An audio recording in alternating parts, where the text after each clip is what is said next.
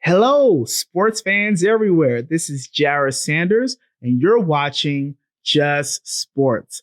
Today, we're going to be breaking down the upcoming football matchup between two Southwest Conference rivals, the Arkansas Razorbacks and the Texas A&M Aggies. Arkansas comes into the matchup 2-2, and the Aggies come into the matchup 3-1. This is going to be a good one.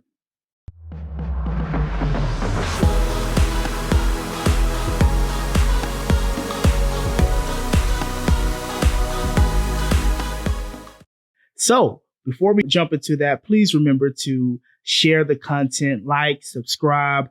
We got a lot of content coming up for you for the rest of this hog season and more NBA content coming up when the season starts. So to get into this game, I want to start with the Arkansas Razorbacks. They just came off of a bye week that was much needed, getting Bumper Pool and a lot of the other Arkansas Razorback players, getting them back healthy.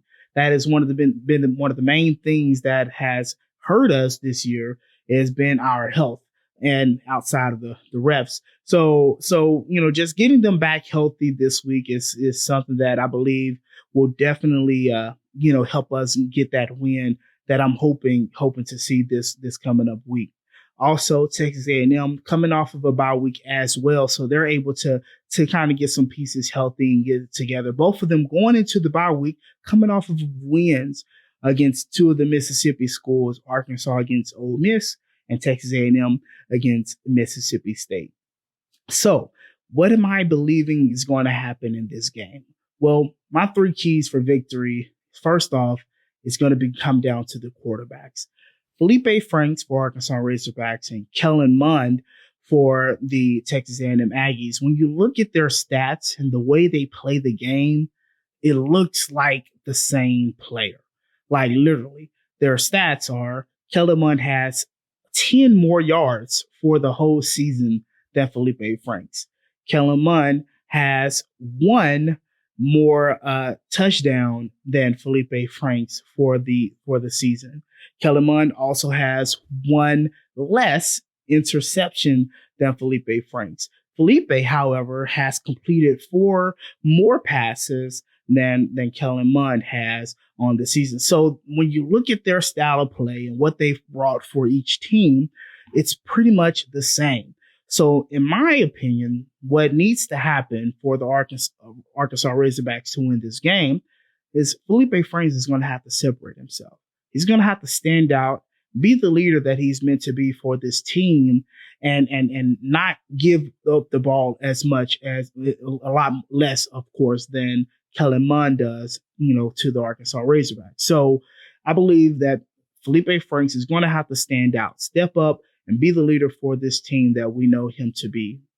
Also, Texas A&M is one of the best defensive teams when it comes to stopping the run. They are, I believe, number 4 in the SEC in run defense, in rush defense. So they're going to be coming out to try to stop Traylon Smith and Rakeem Boyd. Rakeem Boyd, this is also a good week for him to get back to 100%. He played last week, but he was still second in rushing yards behind Traylon.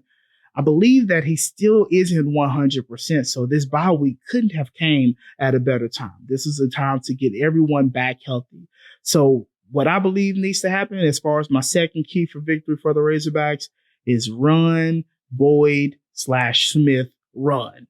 I need them to try to set the standard for that run game from the beginning of the game and let that last throughout the game. Because if they do, that's only going to open up the passing game for Felipe Franks and Traylon Burks, Trey Knox. Hopefully we can get him back to what he did last year. He's in a bit of a sophomore slump. So that run game is vital for Arkansas's offense. Also, last but not least, is we can't spill the beans. Yes, we can't spill the beans. Isaiah Spiller. That is a name that a lot of the Texas A&M fans know all too well. And hopefully Arkansas fans won't hear anything about him this Saturday. Isaiah Spiller is their running back. When Texas A&M played against Florida earlier in the year and they knocked off the Florida Gators, which came to a surprise to a lot of people because Florida was a top 5 team at the time. Isaiah Spiller ran all over them.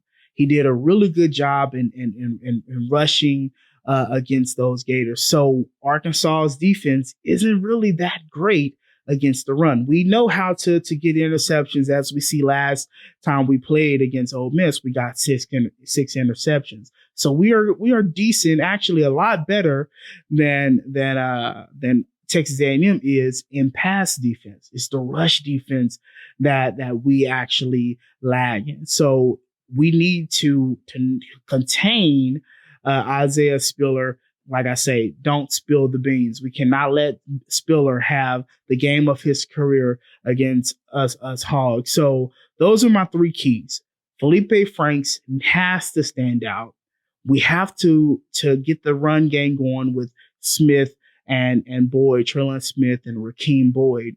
But we must contain and stop Isaiah Spiller. Do our best job to keep him under his averages for the year against Arkansas. So I believe, in my personal opinion, I'm predicting Arkansas to win the game 30-24. So it's going to be a lot of points scored in this game, but I still feel like Arkansas is going to edge out, and they're going to get up there, hopefully ranked in the top 25 after this win, with being 3-2. That would also make Texas A&M 3-2. You know what that will put Arkansas? Put Arkansas as the second best team, because I'm not counting Auburn. They'll put them as the second best team in the SEC West, right there behind Alabama. And that'll put us on a good stride going into the next week on Halloween. Well, not Halloween, but the first weekend in November against Tennessee. So this is going to be a Halloween matchup. I believe it's going to be a scary night for them Texas A&M Aggies. They don't know what they got coming against the Arkansas Razorbacks.